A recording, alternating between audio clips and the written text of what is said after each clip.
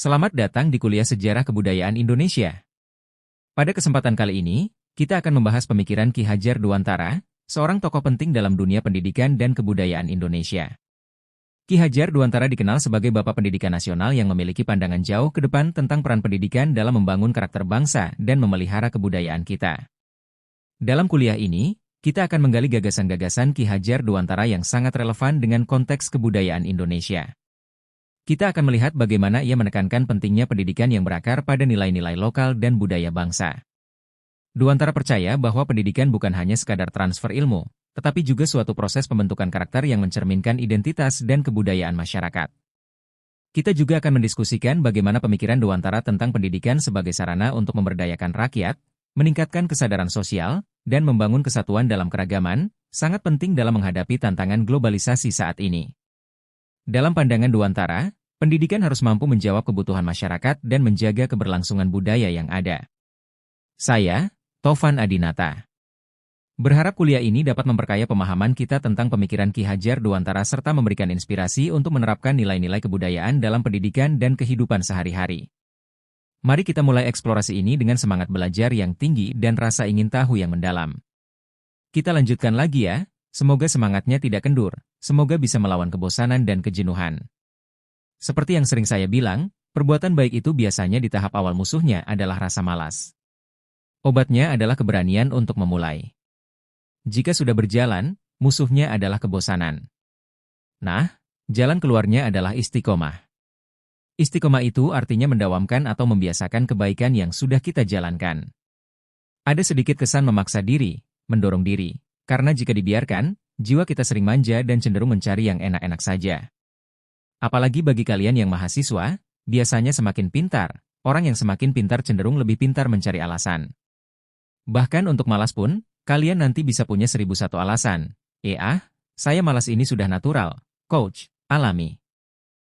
Seharusnya, kalian membuat argumen bahwa kalian berhak untuk malas atau menunda-nunda kebaikan. Seperti yang disampaikan oleh Imam Ghazali, perjuangan paling berat itu adalah menaklukkan diri sendiri. Ini termasuk kajian ini. Jangankan kalian, saya juga harus melawan rasa bosan. Tiap minggu seperti ini, apalagi saya harus mencari bahan. Kalian sih enak, tinggal cengengesan di situ hihihi. Tapi ini adalah jihad kita. Inilah perjuangan kita.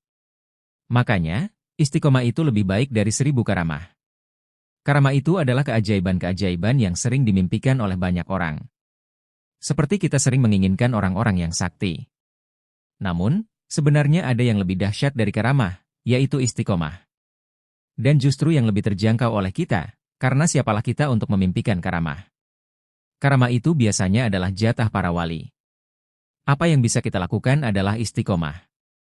Jadi, kebaikan apapun, ayo kita istiqomahi, termasuk kajian ini. Paham atau tidak paham? Saya sendiri juga begitu, kadang-kadang terjebak, kadang juga tidak terjebak. Terkadang saya bisa menjelaskan dan menguraikan, tetapi saya sendiri masih kesulitan menghidupkannya. Tapi tidak apa-apa, mari kita bersama-sama berusaha. Kita mulai ya. Semoga mental kita sudah siap. Malam hari ini kita bertemu dengan Ki Hajar Dewantara. Meskipun banyak yang membacanya sebagai Ki Hajar Dewantara, tidak masalah. Yang penting yang dimaksud adalah beliau. Baik Ki Hajar Dewantara maupun Dewantara, meskipun ini dialeknya, seharusnya dialek Jawa. Yang benar Sunan Kalijogo atau Sunan Kalijaga? Wis bener kabeh. Yang penting orang yang dimaksud ini. Kecuali mungkin ada orang lain yang dimaksud, itu baru beda. Malam hari ini kita ambil bagian pemikiran beliau tentang kebudayaan, yang jauh lebih luas daripada pendidikan, karena pendidikan itu adalah bagian dari kebudayaan. Oke, kita tidak perlu mengenal lagi ya tentang Ki Hajar. Teman-teman pastinya sudah mengerti. Oke, kita mulai langsung saja. Beliau ini teman-teman sudah tahu, ya, keturunan Pakualaman, bangsawan dari Keraton Pakualaman. Masih keturunan Pakualam ketiga, meskipun nanti belakangan beliau membuang nama kebangsawanannya, Raden Maswardi Suryaningrat, dan diganti menjadi Ki Hajar Dewantara. Ini di usia beliau sekitar 40-an tahun. Beliau mengganti nama ini mungkin karena ada makna sakral di usia 40 tahun, yaitu usia ketika Kanjeng Nabi mendapatkan wahyu. Ada yang bilang orang yang sudah berusia 40 tahun itu nanti sudah terlihat coraknya dan sulit untuk berubah. Kecuali ada revolusi atau kejadian luar biasa. Nah, kalian yang belum 40 tahun masih muda, molak-malik. Jadi siapkan dirimu. Bila perlu sampai di usia 40 tahun itu sudah dapat wahyu, dalam pengertian yang berbeda. Sudah tajam intuisimu, bisa menangkap kebenaran tidak hanya dari akal, tetapi dari banyak sumber lain untuk menempuh jalan yang lebih lurus. Mungkin semacam titik balik, Ilaihi Roji'un, ada di situ. Baik, kok malah ngomong itu? Kita awali dari definisinya. Seperti Sultan Takdir yang kita bahas minggu lalu, ini kubu yang berbeda dari Sultan Takdir. Cara berpikirnya khas beliau. Kalau Sultan Takdir kemarin, bagi banyak orang, agak westernis, terlalu membarat. Nah, antitesisnya antara lain yang disampaikan oleh Ki Hajar. Kita pelajari pelan-pelan definisi kebudayaan. Kalau kemarin Sultan Takdir lebih pada budi dan daya, kita lihat bahwa kebudayaan itu menurut Ki Hajar adalah buah dari keadaban manusia. Mudahnya, keadaban itu mungkin hari ini kita terjemahkan jadi perikemanusiaan. Jadi, manusia yang berbudaya adalah manusia yang berperikemanusiaan. Belakangan ini banyak muncul kajian-kajian yang membahas bagaimana cara menjadi manusia yang sejati. Manusia yang bukan meniru gaya Tuhan, bukan meniru gaya setan, dan bukan meniru gaya binatang. Manusia yang berbudaya, manusia yang berperi kemanusiaan. Istilahnya Ki Hajar, manusia yang berkeadaban. Manusia yang berkeadaban itu adalah manusia yang luhur. Budaya nanti ada penjelasan di belakang tentang apa itu budi. Jadi, kebudayaan itu adalah buah dari keadaban, yang dimaksud keadaban itu adalah keluhuran budi manusia. Ini diambil dari kata kebudayaan atau kebudayaan. Kalau di bahasa Inggris, istilahnya adalah culture, dari bahasa Latin yang artinya mengusahakan. Jadi, mengusahakan hidup untuk maju. Nah, itu kultur. Jadi, kultur ada konotasi upaya untuk hari ini lebih baik dari kemarin. Nah, itu makna harfiah kultur.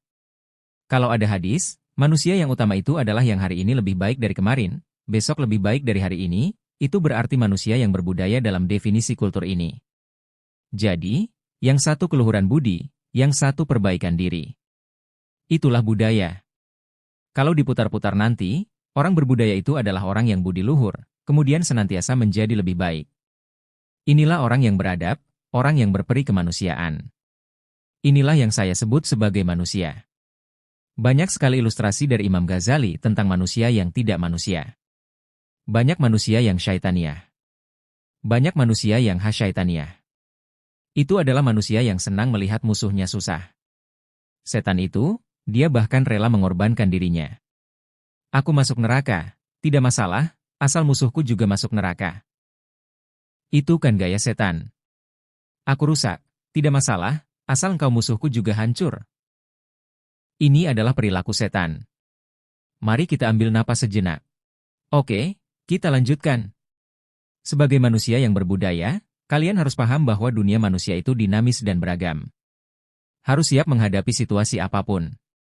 Nah, jadi, tutup Endi mau malak lali. Ilustrasi yang sama dari Imam Ghazali tadi tentang manusia yang tidak manusia berarti perilaku setan itu bukan beradab, bukan kemanusiaan. Ada perilaku kebinatangan yang oleh Imam Ghazali nanti dibagi dua, ada binatang ternak dan ada binatang buas. Binatang buas dan binatang ternak ini juga belum manusia. Binatang buas adalah orientasi keinginan yang tidak terkendali. Yang penting, aku bisa jadi PNS, lah caranya apa saja tidak masalah. Yang penting, aku bisa masuk perguruan tinggi favorit, walau agak nyogok sedikit, tidak apa-apa. Ini sabuyah, tidak beradab, jadi tidak manusia. Oke, jadi definisi yang tadi kita bahas menjelaskan tentang kebudayaan. Sebelum kita masuk ke polemik dasarnya, mari kita pelajari terlebih dahulu pandangan Ki Hajar Dewantara tentang kebudayaan. Menurutnya, ada dua kodrat yang mendasari kebudayaan, kodrat alam dan kodrat zaman.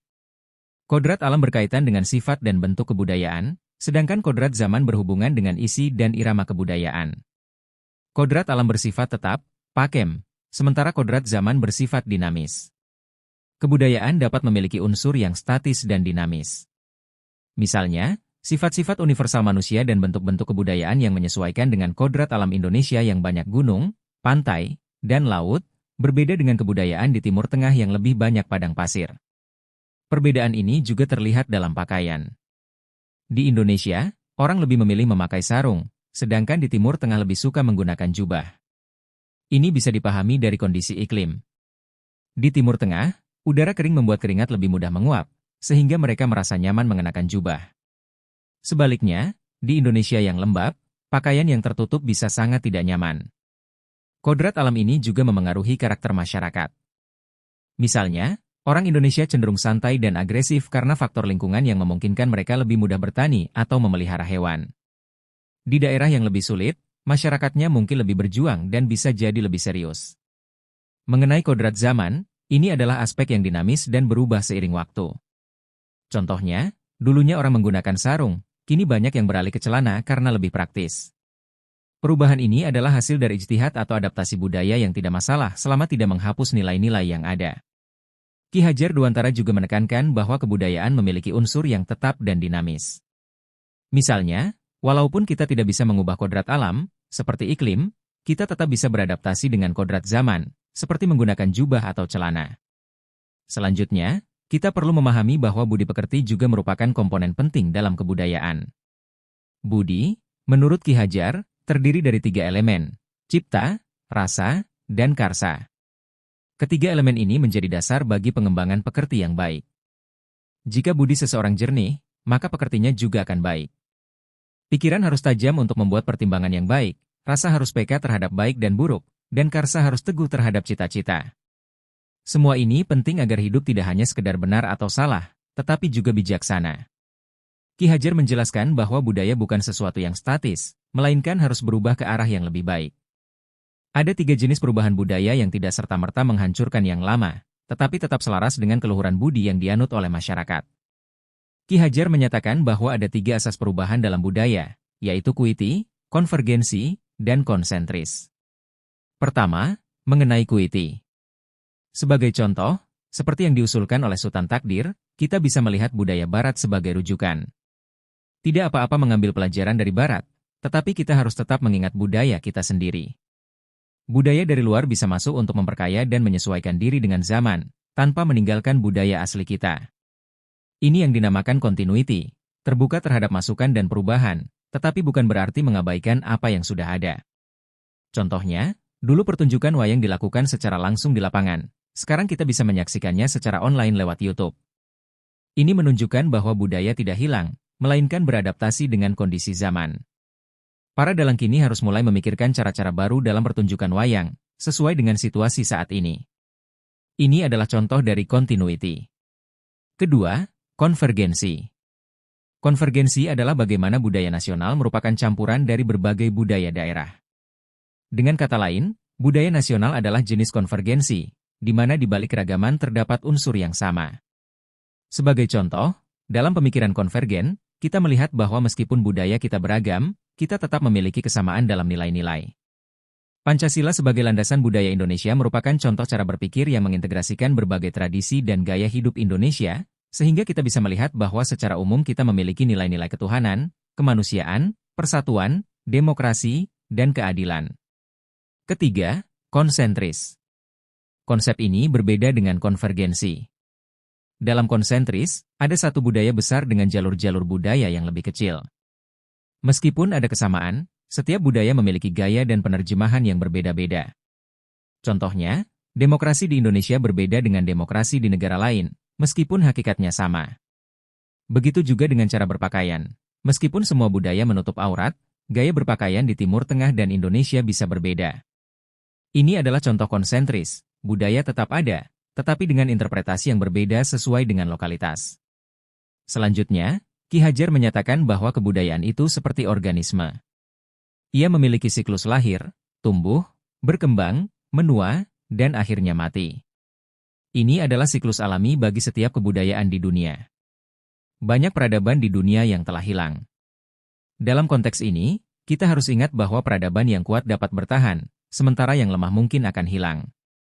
Jika kita merasa budaya Indonesia semakin tenggelam, itu bisa jadi karena kita tidak memperkuatnya dan membiarkannya hanya menjadi narasi sejarah. Selanjutnya, kebudayaan juga bisa kawin atau berasimilasi dengan kebudayaan lain. Asimilasi berarti dua budaya bersatu dan menciptakan sesuatu yang baru, sedangkan asosiasi adalah percampuran budaya yang tidak bersatu. Dalam konteks ini, Banyak budaya di Indonesia yang telah mengalami asimilasi, di mana tradisi-tradisi lama berinteraksi dengan budaya baru seperti Hindu, Buddha, Islam, dan Kristen. Proses ini seringkali menghasilkan tradisi baru tanpa menghilangkan nilai-nilai budaya asal. Terakhir, perubahan budaya bisa terjadi melalui evolusi atau revolusi. Evolusi adalah perubahan yang berlangsung perlahan, sementara revolusi adalah perubahan yang drastis.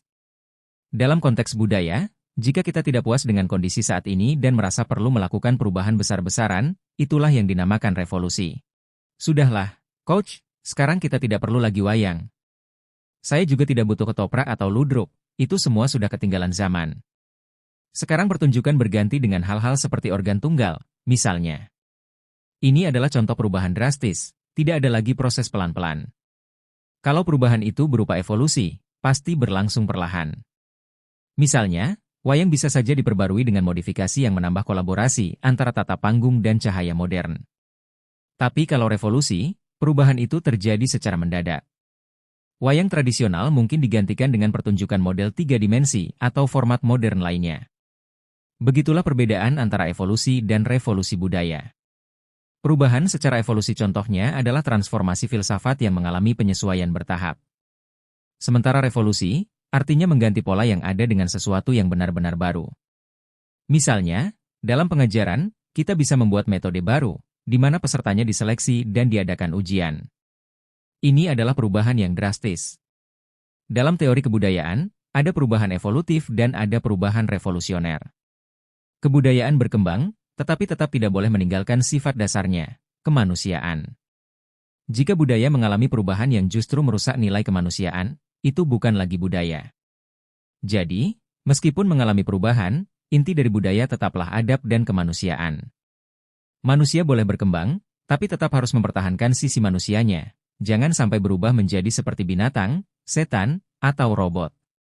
Pada akhirnya, setiap perubahan sebaiknya berusaha mengarah ke hal yang lebih baik.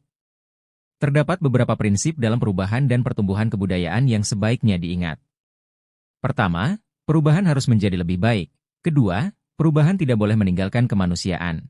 Ketiga, perubahan dapat bersifat evolusi maupun revolusi. Perubahan budaya juga harus memperhatikan kodrat alam dan kodrat zaman. Budaya akan tetap berkembang secara selektif, saling berinteraksi, dan dapat bertransformasi melalui tahap kelahiran, pertumbuhan, kedewasaan, hingga kematian. Berangkat dari teori perubahan kebudayaan ini, kita bisa mempelajari bagaimana Ki Hajar Dewantara merespons polemik yang diangkat Sultan Takdir Alis Jahbana. Pelajaran yang bisa kita ambil adalah cara berdebat secara sehat dan saling menghargai. Perdebatan antara Ki Hajar dan Sultan Takdir menunjukkan perbedaan sudut pandang. Sultan Takdir cenderung radikal dalam menyampaikan pandangannya secara terang-terangan, sementara Ki Hajar memiliki cara yang lebih moderat. Menurut Ki Hajar, kebudayaan nasional adalah gabungan dari puncak-puncak nilai dari berbagai budaya di Indonesia. Namun, Ki Hajar menekankan beberapa hal penting. Pertama, kita tidak perlu memelihara budaya lama yang menghambat kemajuan manusia. Kedua, kita tetap bisa melanjutkan budaya lama yang masih bermanfaat, bahkan memperbaruinya jika diperlukan. Ketiga, kita bisa memasukkan unsur budaya dari luar asal membawa manfaat bagi bangsa. Jadi, menurut Ki Hajar, dalam menghadapi perubahan zaman, kita sebaiknya mengambil posisi tengah, tidak sepenuhnya menolak budaya asing dan tidak pula terlalu mengagungkannya. Seiring berjalannya waktu, setiap kebudayaan dapat dipengaruhi oleh perubahan alam dan zaman. Namun, sifat dasar budaya, yakni kemanusiaan, tetap harus dipertahankan. Selanjutnya kebudayaan sebagai penghubung kehidupan dan pendidikan. Kita perlu selalu terbuka terhadap masukan dari luar, asalkan relevan, memperkaya, dan tidak merusak. Prinsip ini penting dalam kebudayaan, yang haruslah mendukung kehidupan manusia, bukan sebaliknya. Kebudayaan seharusnya meningkatkan kualitas hidup kita. Pemikiran ini merupakan salah satu gagasan Ki Hajar Dewantara. Bagi beliau, kebudayaan adalah konsep luas yang dihasilkan melalui pendidikan, yang dalam pelaksanaannya mencakup pengajaran. Pendidikan dan pengajaran ini memiliki peran penting dan berbeda. Selanjutnya, perbedaan pengajaran dan pendidikan. Ki Hajar menekankan bahwa pengajaran dan pendidikan adalah hal yang berbeda, meskipun saling berkaitan. Pengajaran berfokus pada penyampaian pengetahuan, sementara pendidikan bertujuan untuk menanamkan karakter dan unsur-unsur kemanusiaan pada individu. Pengajaran adalah awal dari pendidikan, di mana pengetahuan dan nilai-nilai dasar diajarkan sebelum akhirnya membentuk karakter. Selanjutnya, kritik Ki Hajar terhadap sistem pendidikan. Pada zamannya, Ki Hajar mengkritik sistem pendidikan yang terlalu menekankan ujian, nilai, dan ijazah, menyebabkan siswa tidak dapat belajar dengan tenang dan lebih mengejar formalitas daripada pemahaman sejati. Pendidikan Eropa yang saat itu diadopsi di Indonesia hanya fokus pada kecerdasan intelektual, mengabaikan pendidikan sosial dan budi pekerti. Menurutnya, pendidikan yang hanya mengejar intelektualitas dapat menimbulkan individualisme dan materialisme, yang akhirnya merusak keharmonisan hidup masyarakat. Selanjutnya, pentingnya pendidikan kultural. Sebagai alternatif, Ki Hajar menawarkan konsep pendidikan yang menyatu dengan kebudayaan. Pendidikan kultural ini bertujuan untuk menumbuhkan rasa cinta terhadap bangsa dan budaya. Pendidikan kultural ini tidak sekadar meniru sistem Barat, tetapi haruslah ditambah dengan nilai-nilai budaya yang memperkaya karakter siswa. Selanjutnya, 4 pilar dalam pengajaran yang menghidupkan kebudayaan. 1. Etika dan kesusilaan. Pendidikan harus memprioritaskan adab dan kesusilaan. Pelajaran agama sebaiknya difokuskan pada akhlak, etika, dan moral, bukan sekadar polemik yang memecah belah. 2. Sejarah. Pengajaran sejarah yang mencakup sejarah kebangsaan perlu dikembangkan dengan bahan-bahan daerah dari seluruh Indonesia. Sejarah harus ditekankan sebagai alat pemersatu. 3. Seni. Seni seperti seni suara, lukis, sastra, dan sandiwara harus dipelihara oleh sekolah-sekolah sebagai penjaga kebudayaan nasional. 4. Bahasa. Bahasa Indonesia sebagai bahasa kesatuan harus diwajibkan dan diajarkan dengan baik, sementara bahasa asing berfungsi sebagai pelengkap, khususnya untuk sekolah-sekolah tinggi. Dengan mengembangkan sistem pendidikan yang lebih berakar pada budaya, diharapkan generasi muda tidak hanya menjadi cerdas secara intelektual tetapi juga memiliki kepekaan sosial dan budaya yang kuat. Saya tidak tahu sekarang semakin sulit menemukan orang yang berkomunikasi dengan bahasa Indonesia yang baik dan benar, terutama dalam percakapan sehari-hari, apalagi di media sosial. Seringkali kita lihat singkatan-singkatan di mana-mana. JIKI, HRS, MKN, MLM, I dan sebagainya. Karena terbiasa, akhirnya kita malah terbawa untuk menulis atau berbicara dengan bahasa singkat dan tidak rapi. Beberapa waktu lalu, saya membimbing mahasiswa dalam penyusunan skripsi. Ternyata, mereka kesulitan membedakan gaya bahasa lisan dengan gaya bahasa tulisan. Misalnya, ada kalimat seperti ini, di desa yang saya teliti, setiap pagi penduduknya pada jalan-jalan keluar. Kalimat seperti ini lebih menyerupai bahasa Jawa, terjemahannya bisa, juwong wong podo melaku-melaku. Namun, dalam bahasa Indonesia baku, harusnya lebih jelas. Misalnya, setiap pagi, penduduk desa ini biasa melakukan kegiatan olahraga bersama. Kemampuan berbahasa itu penting. Jangan sampai kita mahir berbahasa asing, tetapi kurang baik dalam bahasa Indonesia sendiri. Kebanggaan terhadap bahasa nasional sangat diperlukan, terutama mengingat perjuangan menjadikan bahasa Indonesia sebagai bahasa nasional dulu tidaklah mudah. Selanjutnya, Ki Hajar Dewantara juga menyampaikan 10 prinsip hidup merdeka, yang menjadi dasar untuk membangun generasi dan budaya yang unggul. Berikut penjelasannya. 1. Lawan sastro ngesti mulyo. Melalui ilmu, kita mencapai kemuliaan. Pendidikan sangat penting dalam meraih kemuliaan ini. 2. Suci toto ngesti tunggal. Menjaga kemurnian dan menuju persatuan. Ini berhubungan dengan etika dan moral hidup. 3. Hak diri untuk salam dan bahagia. Setiap orang berhak atas keselamatan dan kebahagiaan, dan hak ini harus kita hargai. 4. Salam bahagia diri tak boleh menyalahi damainya masyarakat. Kita boleh mengejar kebahagiaan, namun jangan sampai mengganggu ketentraman bersama. 5. Kodrat alam sebagai pedoman hidup sempurna. Kehidupan harus selaras dengan alam. Jika ingin sukses, kita harus mengikuti prinsip-prinsip kehidupan. 6. Alam hidup manusia adalah kehidupan berkesatuan. Kita hidup dalam masyarakat, maka tidak bisa egois. Saling membutuhkan dan berhubungan erat satu sama lain. 7. Bebaskan diri dari segala ikatan dan hambatan. Pendidikan generasi muda harus bebas dari pamrih yang tidak perlu, serta harus tulus dan fokus pada generasi penerus. 8. Tetap, mantap, dan antep, memiliki pendirian yang teguh, yang akan membawa kita pada kualitas diri yang lebih baik. 9. Ngandel, kendel, bandel, percaya diri, berani, dan pantang menyerah. Ini adalah langkah menjadi pribadi yang kuat. 10. Neng, ning, nung, nang, stabil, jernih, hanung, dan wenang. Ini adalah jalan mencapai keseimbangan hidup. Filosofi ini sejalan dengan konsep tasawuf dalam pencapaian jiwa yang tenang dan bijaksana. Dalam konteks kemerdekaan, Ki Hajar menekankan pentingnya membangun kebudayaan nasional yang tidak terpisah dari budaya luar. Artinya, kita harus terbuka terhadap kebudayaan luar yang dapat memperkaya budaya kita, tetapi jangan sampai kehilangan identitas diri. Mari kita ambil hikmah dari pandangan Ki Hajar. Beliau berpesan bahwa kita bisa belajar dari luar, tetapi harus tetap menjaga jati diri. Jangan sampai terlalu kaku, namun juga tidak terlalu longgar sehingga kehilangan nilai-nilai bangsa. Terima kasih kepada semua peserta kuliah atas kehadiran dan partisipasi aktif dalam diskusi kita hari ini. Kita telah mendalami pemikiran Ki Hajar Dewantara dan kontribusinya yang luar biasa dalam pengembangan pendidikan serta kebudayaan Indonesia. Gagasan-gagasannya tentang pendidikan yang berorientasi pada nilai-nilai lokal dan upaya memberdayakan masyarakat memberikan kita panduan penting dalam menghadapi tantangan di era modern ini. Sebagaimana Ki Hajar Dewantara pernah menyatakan, pendidikan yang baik adalah pendidikan yang tidak hanya mengajarkan pengetahuan, tetapi juga menumbuhkan budi pekerti dan karakter bangsa. Kutipan ini mengingatkan kita akan tanggung jawab besar dalam membentuk generasi penerus yang tidak hanya cerdas secara intelektual, tetapi juga memiliki jiwa yang kuat dan peduli terhadap budaya dan lingkungan sekitarnya. Saya, Tovan Adinata. Berharap kuliah ini dapat menginspirasi kita semua untuk menerapkan nilai-nilai kebudayaan dan pendidikan yang dicanangkan oleh Ki Hajar Dewantara dalam kehidupan sehari-hari. Mari kita terus berupaya menjaga dan mengembangkan kebudayaan kita dengan semangat kolaboratif dan rasa cinta yang mendalam terhadap tanah air. Sekali lagi, terima kasih atas partisipasi Anda semua. Sampai jumpa di pertemuan berikutnya.